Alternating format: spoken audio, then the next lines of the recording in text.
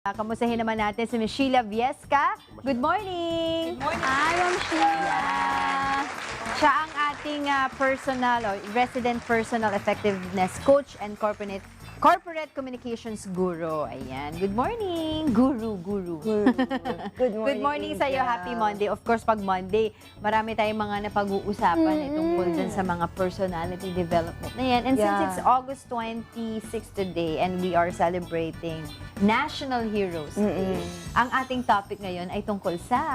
How heroic is your personality? Wow! Ano ba yung mga katangian na dapat masabi mong ang aking katangian heroic? Oo. may timpla ng may sangkap na Dapat ba matapang? Heroism. Oo, ng heroism. Oo. Well, hindi definitive yan. Oo. Depende naman sa culture at depende na rin sa generation. But generally, modern researchers have found that there are 8 key characteristics of heroes. Yung una, strong. Kailangan matibay ka mentally and physically to deal with different adversities. And then, of course, you have to be smart. May talino ka, especially for that particular situation or area that you're dealing with. It makes sense, no, Ms. Sheila, kasi yung sabi mo sa strong, kung puro ka lang strong, attack ka lang ng attack, or kung ano-ano lang ginagawa mo, wala kang capability to think, diba, strategically. Diba? Correct. Walang purpose kung ano man yung tapang mo. And then, of course, sensibility. Sensibility is your ability to understand other people's feelings. Kasi kung matapang ka, akma yung ginagawa mo, but you don't sense whether they're receiving it correctly, medyo magiging off yung kung ano man gusto mong gawin. Then, there's also that charisma, yung natural charm that the leader carries with him. And it's a measure of one's agreeableness, kung gaano siya ka-likeable, na importante. Kasi if you're that good, but no one wants to pay attention to you, no one likes to follow you, mahihirapan ka ring magpasunod sa tao, True. or to affect anyone in any way. Then, you have to be caring. Sabi nga ni Theodore Roosevelt, nobody cares how much you know unless they see that you care. Until you show that, they wouldn't bother so much with you. Isa pa is resilience. Ano yun? Yung kakayahan mong magpursige. Kasi hindi lang yung tapang importante, hindi lang yung alam mo, kung sakaling may adversity at hindi umubra yung paraan na inintroduce mo, magi-give up ka ba? So, a hero is someone who doesn't give up that easily. He finds another way. Then, that makes you reliable. Reliability is, alam mo kung bakit ka nandyan at kung sino yung pinagsisilbihan mo, ano yung ginagawa mo, and they can rely on you when the time to rely on you is called for. I know, Ms. Sheila, na each personality that you've mentioned, 8 po yun, is very important and it works together, di ba? Pero let's say for example, yung isa doon na wala or two of those traits that you've mentioned, wala din. Paano? Ano yung magiging, ikaw pa rin ba ay magiging hero sa mata ng mga tao? Parang ganun ba? Actually, if all those 8, you're being smart, you're being strong, sensible, reliable, resilient, caring, charismatic, and inspiring, if all of them are present, superhero ka na. Pero kung 3, 4 nandun, okay pa Good rin mixture yan. of those Oo. traits. Question ko, no? Sometimes daw they say that being smart could also be counterproductive to becoming a hero. Because in general, heroes are selfless. Di ba? They don't think of themselves. And rather, if you were smart, tendency for human instinct and survival is to think of yourself to survive. So, could that happen? Magiging counterproductive ang being too smart for you to be a full-fledged superhero? Yeah. Very good point there, Diego. And yung selflessness, talagang strong measure yan of heroism because it's about being other-centric. Now, as you think of yourself, if you want, kung gusto mo talaga maging dakila, you are doing that not for selfish reasons, but to be more of the hero that's needed for the situation. Kasi pag hindi mo inalagaan yung sarili mo, if you are not your own superhero, or hero for that matter, mahirap ka namang magbigay sa iba. Hindi ka rin maaasahan. Yeah. Anong profession kaya kailangan mataas ang heroic personality ng isang tao? At what profession or siguro anong posisyon na lang sa isang kumpanya na kailangan mataas ang isang heroic personality?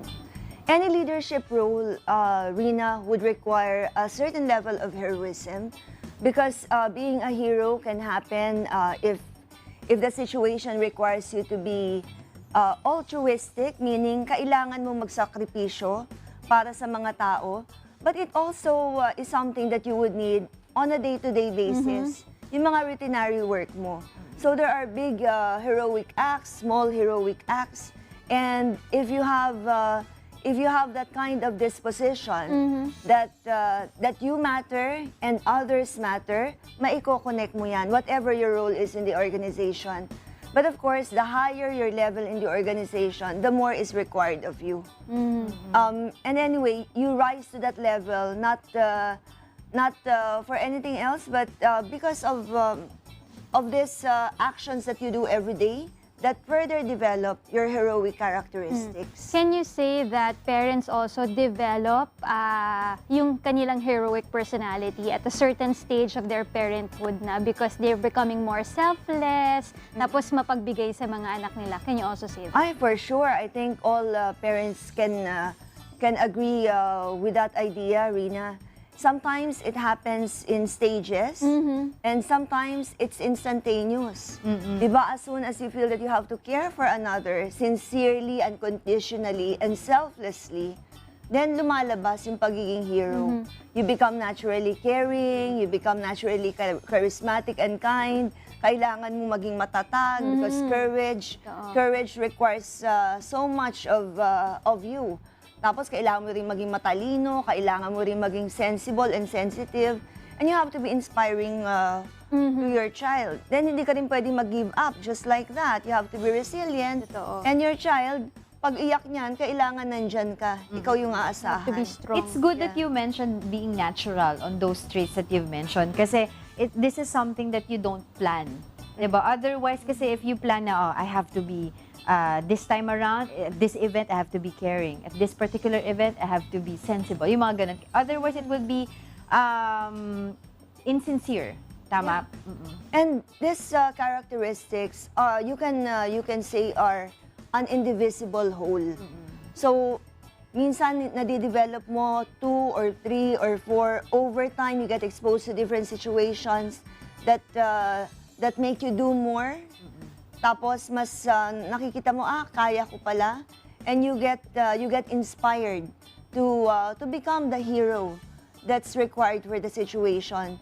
Pero syempre kailangan din, Angel, ng conditioning. So kailangan pagising mo sa umaga, I can do it. Yep. I matter. I am confident. I am courageous. Kaya ko to. Because otherwise, mahihirapan ka kasi talagang heroic deeds, when they present themselves, they're usually bigger than us. But your purpose in going through them should be bigger. You use the word, no, interesting, bigger and required, no? The reason why I'm asking that is what is the fine line of becoming a hero in terms of, for example, am I considered a hero if I'm doing what is required of me? For example, I am a soldier, and it's not really required that I die, but it's part of the job, diba? Or for example, in regular corporate job, I did something very well, but that is required of me. Am I a hero if I hit my target and everybody's happy? Pero requirement ko naman yun. Or a hero has to be above and beyond what was expected of you. Well, dun papasok, Diego, yung small heroism and big heroism. Yung day-to-day tasks that you just have to do, if you do them extraordinarily well, those are acts of Keyword, heroism. no? Extraordinarily. Yes, for things that are ordinary. Other people would be able to get through the day doing the same task, but there's no sense of accomplishment. Wala ring relevant contribution kasi kailangan lang nilang iraos. And then, of course, there are situations that that we can be thankful for because they present to us opportunities to be bigger than we can perceive, that we have perceived ourselves to be. Yun nga, yung mga pangyayari na hindi mo pinaplano. Yep. And how you respond to the situation to become a better person makes you more of a hero over time. So talagang mindful ka sa mga ganyang situations and have the right attitude when dealing Pero with magandang them. word, extraordinary things, little extraordinary things, di ba? Sum up to a big extraordinary act. Yeah. Kasi some people, yung small things, gagawin nila, okay, I will do it kasi 1 to 10 ang pinagawa sa akin. Gagawin ko 1 to 10. Whereas I could do it, 1 to 11 ako. Oo. Di ba? Extraordinary. 101%. Correct. Diba? 100. We're not all lucky to be in that situation when you do such a great thing. Kunyari, may tumalon sa tulay tapos magda-dive ka ba dyan para i-save yung tao? Exactly. Oh. Di ba? Hindi ka na marunong Think lumangoy. about it. So, if there are situations when you can help at the right time and reach out to the person who's in need, say the right word, and exert the right effort, yun, these are acts of heroism. Medyo clear, yung ginamit mo example, tatalon sa tulay, an ordinary, decent human being would have called proper authorities Help. right away. An extraordinary hero would have jumped in. Kahit hindi niya alam kung ano mangyari, would have jumped in to try to save somebody. So, yun, parang I get to see ngayon yung definition of both, diba? Yeah. And the person who's going to help that person who jumped off the bridge has the right sense na kaya kong tulungan tong taong to kasi marunong akong lumangoy. On a regular basis, nagpa-practice ako. Pero kung tatalon lang siya para makisama doon, tapos dalawa pa Parehas na silang... silang Oo. liability. That's lunacy. That's not heroism. Oo. Yeah. Pero in your years of yung sa profession ninyo, Miss Sheila, meron bang mga certain, let's say dun sa characteristics or traits that you've mentioned kanina para sa heroic personality? Meron ba dun, let's say na parang kapag sumobra, hindi nagiging maganda yung resulta?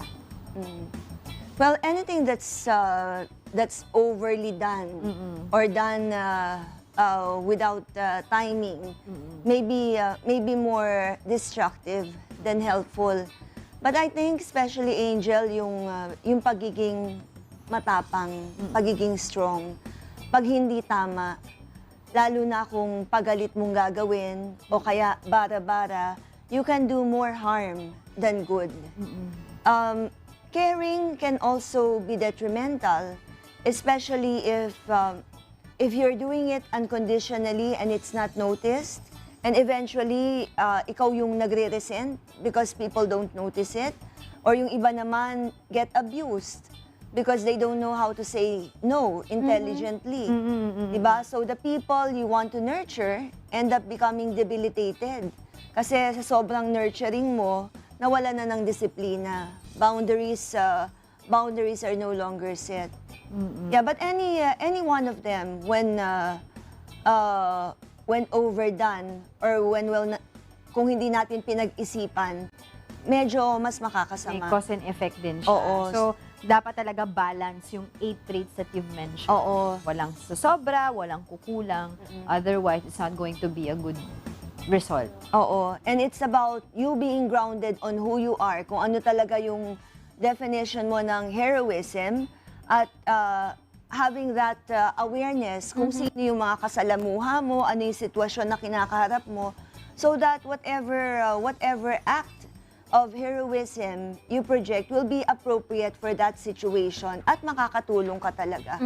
Ayun. O sige, Miss Sheila, marami kasi nagtatanong din saan daw yung shop ninyo or yung place where they can study yung mga tinuturo mo. Yeah. Well, Angel TalkShop is a consultancy. We handle programs in personal effectiveness, leadership training, communication excellence, so from public speaking to creative writing. And they can reach us at 0917-877-5588 or 894-5588. They can check out the courses at www.talkshop.ph and also get in touch with us on Facebook and LinkedIn, Sheila Viesca, and TalkShop Consultancy. Alright, thank you so much. Thank you. Sheila Viesca. We have to be, we can be heroes in our own little way. Yes, diba? Thank you so much, Ms. definitely. Sheila Viesca.